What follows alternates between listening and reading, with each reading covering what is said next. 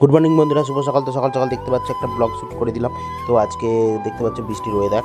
তো এখন যাচ্ছি আমি বাজারের দিকে। তো আমাদের রাস্তাটা দেখতে পাচ্ছি এতটা সুন্দর হয়ে আছে বৃষ্টির জলেতে। তো এই দেখতে পাচ্ছ পিচ রাস্তার অবস্থা, একটা লোক নেই, জনপানি নেই। তো বাজারের অবস্থা কী হবে জানি না। মাছ কিনতে গিয়েছিলাম বাট মাছ নেই, যার জন্য বাধ্য হয়ে চিকেন নিলাম, কিন্তু চিকেনও ভাগ্যে জুটলো না। আজকে মায়ের শরীর খারাপ, সেই জন্য চিকেন করেনি। তো কী রান্না হয়েছে একটু পরে দেখাচ্ছি। এরা এতটা বিশ্বাসী হয়, মানুষের মতো বেইমান হয় না, কিন্তু এরা বেইমানি করে না। দেখতে পাচ্ছ আমার সাথে বাজারে দেখা হয়েছে, বাজারে আমার সাথে চলে এসেছে। আসতে ওকে বিস্কুট দেওয়া হয়েছিল, বিস্কুট খাওয়া হয়ে গেছে, সেই ভিডিওটা আমি করতে পারিনি। তো বাজার থেকে এত কিছু সবজি কিনেছিলাম, তো এইগুলোই দেখিয়ে দিলাম তোমাদেরকে। তো চলো এবার ছাদে যাই, আমাদের ঘরের বাচ্চা দুটোকে বের করতে হবে। তো ছাদেও দেখতে হচ্ছে বৃষ্টি হচ্ছে, আর এরা দুজন বেরোনোর জন্য ছটপট ছটপট করছে। তো চারিদিকের ওয়েদারটা দেখিয়ে দিলাম। তো এই দেখতে পাচ্ছ, এই যে একজন টয়লেট করছে, পটি করছে, তো আর একজন এখন বরণ করছে, ঘুরছে। তো বাবাকে এসে মালা দিয়ে দিল মা। তো মাকে দেখিয়ে দেবো একটুখানি, তো এক ঝলক দেখাবো মাকে। দেখতে পাচ্ছ মা দিয়েছে মালাটা।